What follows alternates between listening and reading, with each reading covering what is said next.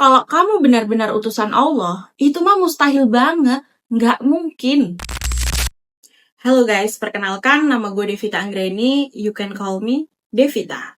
Tahun itu adalah tahun yang sangat berat bagi Nabi Muhammad SAW. Beliau baru saja kehilangan dua orang yang paling beliau cintai. Istrinya Khadijah yang selalu menenangkan hatinya, dan pamannya Abu Thalib yang selalu melindunginya. Sejak saat itu, tekanan di Mekah makin keras, dakwah makin sempit, cemooh makin menjadi-jadi. Di tengah kejadian itu, beliau memutuskan untuk keluar sejenak dari Mekah. Bukan naik kendaraan, bukan dengan pasukan, tapi dengan berjalan kaki menuju sebuah kota bernama Thaif. Waktu itu bulan Syawal tahun ke-10 kenabian, sekitar akhir Mei atau awal Juni tahun 619 Masehi. Jaraknya kurang lebih 60 mil dari Mekah. Beliau menempuh dengan berjalan kaki. Beliau tidak sendirian. Beliau ditemani oleh Zaid bin Harits. Bayangin perjalanan itu panas, jauh, dan melelahkan. Berhari-hari ditempuhnya dengan harapan sederhana. Siapa tahu di sana ada yang mau mendengarkan. Di sepanjang perjalanan, setiap melewati kabilah, jadi kabilah itu suku atau kelompok masyarakat yang ada di Arab. Rasulullah SAW mengajak mereka kepada Islam, tapi tidak ada satupun yang menerimanya. Perjalanan terus dilakukan oleh Nabi Muhammad SAW hingga sampailah beliau di Thaif. Sesampainya di sana, beliau menemui 3 orang bersaudara, pemimpin dari Bani Saqif. Jadi Bani Saqif ini suku terbesar yang ada di Thaif. Mereka adalah Abd Yalail, Mas'ud, dan Hubaib. Beliau duduk bersama 3 orang ini. Beliau menjelaskan dengan tenang, mengajak mereka kepada Allah. Berharap siapa tahu ketiga orang ini, atau mungkin salah satu lah ya dari mereka ini mau mendukung dakwah ini. Tapi jawaban yang Rasulullah terima justru menyakitkan. Salah satu dari mereka itu ngomong gini, kalau memang Allah mengutusmu sebagai Rasul, berarti kain penutup Ka'bah itu sudah terkoyak. Jadi mereka di sini ini nyindir dan meremehkan, ibaratnya tuh gini, kalau kamu benar-benar utusan Allah, itu mah mustahil banget, nggak mungkin. Terus ada kalimat kedua yang kayak gini, apakah Allah tidak mendapatkan selain dirimu? Jadi maksudnya, masa sih Allah milih kamu? Emang nggak ada orang lain yang lebih pantas? Di sini Rasulullah SAW direndahkan oleh 3 orang itu. Terus apa berhenti di 2 kalimat itu aja? Enggak. Ada kalimat ketiga yang diucapkan lagi dari salah satu 3 orang ini. Yang kurang lebih tuh gini, aku nggak mau ngobrol sama kamu. Kalau kamu benar utusan Tuhan, aku takut salah ngomong. Tapi kalau kamu cuma bohong, kamu nggak layak diajak ngomong. Bayangin aja Nabi Muhammad digituin. Intinya mereka itu tidak mau berdiskusi. Mereka menutup diri, bahkan meremehkan. Setelah mendengar hinaan itu, Rasulullah SAW berdiri dari hadapan mereka. Beliau cuma minta satu hal, agar apa yang terjadi di ruangan itu tidak disebarkan dan jangan mempermalukan beliau di depan umum. Lalu apakah setelah pertemuan itu permintaan Rasulullah dituruti? Tidak. Mereka bukan hanya menolak keras dengan kasar, bahkan menghasut masyarakat untuk mengusir Nabi Muhammad SAW. Nabi di sana selama 10 hari. Setiap ada pemuka masyarakat yang datang menemui beliau, pasti beliau ajak berbicara agar mau kepada Islam. Namun para pemuka Taif ini justru berkata, usir aja orang ini dari negeri kita, dan kerahkan seluruh rakyat untuk memperdayainya. Dari situlah penolakan menjadi pengusiran. Di sini pemimpin Saqif memerintahkan anak-anak, pemuda, orang-orang rendahan, dan bahkan orang-orang gila yang ada di kota itu untuk mengusir beliau. Jadi mereka ini dikumpulkan, lalu membuat 2 barisan, dan Nabi Muhammad SAW berjalan di tengah-tengahnya. Mereka berteriak, mencaci, menghina, mengejek.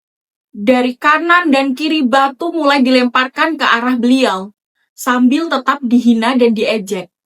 Lemparan itu nggak cuma sekali 2 kali, terus-terusan sampai kaki Nabi Muhammad SAW terluka parah. Darah mengalir deras sampai membasahi sendal beliau. Sementara itu Zaid bin Harits yang menemani beliau di sana berusaha melindungi Rasulullah dengan tubuhnya. Zaid terus menangis lemparan batu itu sampai kepalanya pun terluka. Mereka terus saja melempari hingga Nabi keluar dari kota itu. Sampai akhirnya beliau tiba di sebuah kebun anggur milik Ubah dan Syaibah. Letaknya itu sekitar 3 mil dari Taif.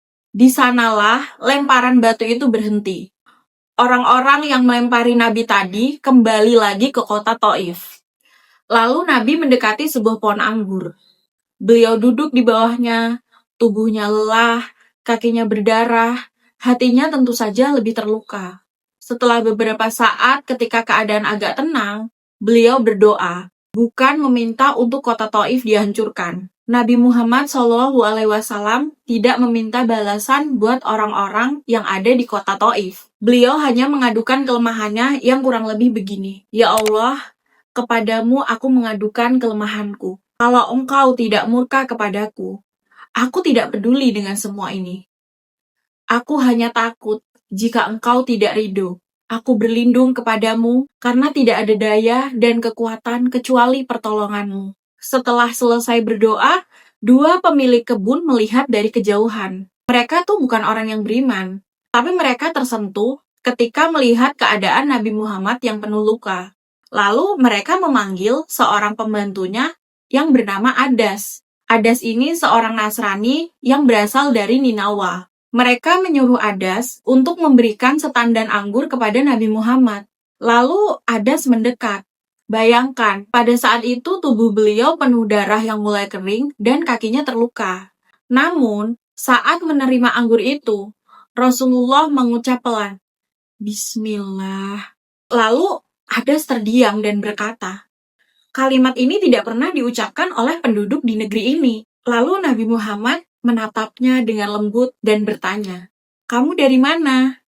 Dijawab oleh Adas, aku dari Ninawa. Lalu Nabi Muhammad berucap lagi, oh dari negeri seorang hamba soleh, Yunus bin Matta. Adas terkejut. Lalu dia bilang gini, bagaimana engkau tahu Yunus bin Matta? Lalu Rasulullah menjawab pelan, dia saudaraku, dia seorang nabi, dan aku juga seorang nabi. Saat itu juga hati Adas tuh rasanya runtuh. Adas langsung memeluk Nabi Muhammad, mencium kepala beliau, tangan beliau, bahkan kaki beliau yang terluka. Di tengah penolakan satu kota, Allah kirimkan satu hati yang menerimanya. Pemilik kebun anggur yang melihat pembantunya seperti itu, lalu mereka saling berbisik. Adas ini sudah dirusak. Lalu setelah Adas selesai urusan dengan Rasulullah, lalu dia kembali menemui majikannya. Terus majikannya ngomong gini, celaka kamu Adas, apa yang kamu lakukan? Lalu Adas menjawab, wahai tuanku, di dunia ini tidak ada yang lebih baik dari orang itu. Dia mengabari sesuatu yang tidak diketahui kecuali oleh seorang nabi. Majikan yang mendengar itu lalu berkata, celaka kamu Adas, jangan sekali-kali kamu keluar dari agamamu. Karena agamamu jauh lebih baik dari agamanya. Maksudnya agamanya si Adas ini jauh lebih baik dari agama si Nabi Muhammad ini. Di sisi lain, Rasulullah setelah beliau selesai beristirahat, beliau melanjutkan kembali perjalanannya. Masih dalam keadaan sedih, lalu Allah mengutus Jibril bersama malaikat penjaga gunung. Malaikat itu berkata, jika engkau mau, aku akan timpakan dua gunung itu kepada mereka.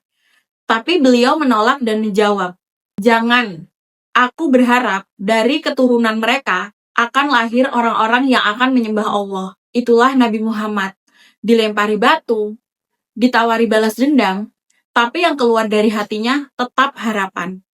Setelah itu Rasulullah melanjutkan perjalanannya lagi ke Wadi Nakhlah. Di sana beliau tinggal untuk beberapa hari. Suatu malam, saat beliau membaca Al-Quran, terjadi sesuatu yang tidak terlihat oleh manusia. Sekelompok jin datang, mereka diam dan mendengarkan bacaan Al-Quran. Mereka berkata satu sama lain, diam, dengarkan orang ini membaca Al-Quran. Ketika bacaan selesai, para jin itu pergi, kembali kepada kaumnya. Rasulullah tidak mengetahui bahwa ada makhluk lain yang sedang mendengarkannya. Beliau baru tahu setelah Allah menurunkan wahyu tentang peristiwa itu. Seolah Allah ingin menunjukkan pertolongan yang datang tidak selalu dari pasukan manusia. Allah buka hati makhluk yang tak terlihat. Perlahan kesedihan Rasulullah Shallallahu Alaihi Wasallam mulai terangkat. Wajah beliau yang sempat sangat muram mulai kembali tenang. Beliau tidak berhenti. Beliau justru menyusun langkah baru. Karena saat itu, beliau akan kembali lagi ke Mekah. Saat itu, Zaid bin Harits bertanya. Zaid ini orang yang menemani Rasulullah saat ke Taif tadi. Jadi, dia nanya gini, bagaimana kita akan kembali ke Mekah, sedangkan orang-orang Quraisy sudah mengusirmu? Lalu Rasulullah menjawab kurang lebih begini, tenang saja, Allah akan memberi jalan keluar. Allah pasti akan memberi kelonggaran dari kesulitan ini. Beliau yakin bukan karena situasinya yang mudah, tapi karena beliau yakin akan pertolongan Allah.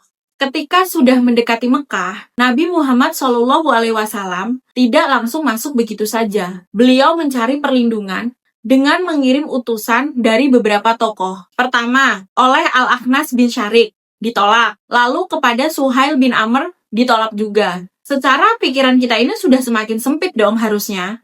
Sana-sini sudah ditolak. Tapi Rasulullah tidak berhenti. Beliau mencoba lagi, kali ini kepada Al-Mut'im. Dan dia menerima. Lalu oleh Al-Mut'im dikumpulkan keluarganya dan mengambil senjata. Lalu Al-Mut'im ini berkata, aku telah memberi jaminan perlindungan kepada Muhammad. Tidak seorang pun boleh menyakitinya. Dan dengan perlindungan itulah Nabi Muhammad SAW kembali ke Mekah. Dengan perlindungan itu, Rasulullah masuk kembali ke Mekah. Beliau masuk ke Masjidil Haram dengan tenang. Gak ada amarah, gak ada balas dendam. Lalu beliau mendekat dan mencium Hajar Aswad. Setelah itu melakukan sholat 2 rakaat. Seolah semua yang terjadi kemarin tidak membuat beliau berhenti. Diusir dari kota, dilempar batu sampai berdarah-darah, tapi beliau tetap kembali dengan tenang. Sementara Al-Mut'im yang memberi jaminan perlindungan kepada Rasulullah tadi benar-benar menepati janjinya. Dia dan anak-anaknya berdiri dengan senjata di tangan, mengawal Nabi Muhammad sampai benar-benar masuk ke rumahnya dengan aman. Di tengah suasana itu, Abu Jahal mendekat ke Al-Mut'im dan bertanya, kamu hanya memberi perlindungan, atau kamu sudah menjadi pengikutnya? Kenapa pertanyaan itu penting? Karena kalau Al-Mut'im masuk Islam, artinya itu sikap politik yang besar. Lalu Al-Mut'im ini menjawab dengan tegas, aku hanya memberi perlindungan. Abu Jahal lalu berkata lagi, kalau begitu, kami akan menghormati perlindunganmu. Tradisi Arab memang begitu. Siapa yang memberi jaminan harus dihormati. Dan Rasulullah tidak pernah melupakan kebaikan itu. Setelah bertahun-tahun kemudian, setelah Perang Badar, ketika para tawanan Quraisy berada di tengah kaum muslim, Nabi Muhammad SAW pernah berkata, andai Al-Mut'im masih hidup, jika dia memintaku membebaskan tawanan ini, aku akan menyerahkan semua ini kepadanya. Padahal Al-Mut'im bukan muslim, tapi kebaikannya tetap diingat. Begitulah akhlak beliau, orang yang pernah melindungi, tidak pernah dilupakan jasanya. Sampai ada riwayat yang mengatakan setelah bertahun-tahun dari kejadian di Taif, di mana Nabi Muhammad SAW yang juga pernah melakukan perang Uhud, saat itu ia sedang bersama Aisyah. Lalu Aisyah menanyakan tentang hari terberat beliau itu apa, dan Rasulullah menjawab, paling berat adalah saat Aqobah, atau hari ketika Rasulullah pergi ke Taif. Jadi peristiwa di Taif ini jauh lebih berat daripada perang Uhud. Tapi Rasulullah tidak ada amarah, tidak ada dendam. Yang ada cuma harapan kalau keturunannya mereka akan ada yang menyembah Allah. Dan ternyata harapan itu Allah kabulkan. Kalau kita melihat Taif hari ini, kota itu sudah lama menjadi kota muslim. Masjid berdiri di mana-mana. Bahkan untuk mengenang peristiwa itu, ada masjid yang bernama Adas. Jadi ingat kan, Adas tadi yang memberikan Nabi setandan anggur. Satu-satunya orang Taif yang saat itu mempercayai Rasulullah. Terus sekarang di kota Taif juga azan sudah berkumandang setiap hari. Anak-anak belajar Al-Quran. Dan Taif dikenal sebagai kota kebun anggur, delima, dan buah-buahan. Dulu Rasulullah SAW berjalan keluar kota dengan kaki berdarah. Sekarang jutaan muslim datang ke wilayah yang sama dengan penuh cinta kepada beliau. Dari Taif kita belajar sesuatu yang tidak biasa. Beliau datang dengan harapan, pulang dengan luka, dilempari batu, diusir dari kota. Namun yang keluar dari lisannya bukan kutukan, yang keluar dari hatinya bukan dendam. Beliau memilih mendoakan, beliau memilih berharap, beliau memilih memaafkan.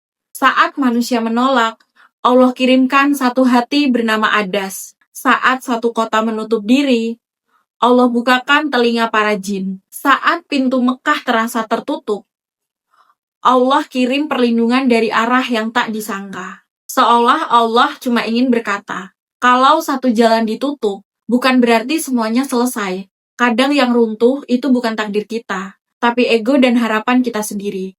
Dan mungkin di titik paling lelah dalam hidup, yang ingin Allah lihat bukan seberapa kita kuat membalas, tapi seberapa sabar kita berharap. Oke guys, terima kasih udah nonton video ini. Semoga kalian suka. Kalau ada yang salah, kurang, atau perlu ditambahi, kalian silahkan komen di bawah ya. Bye!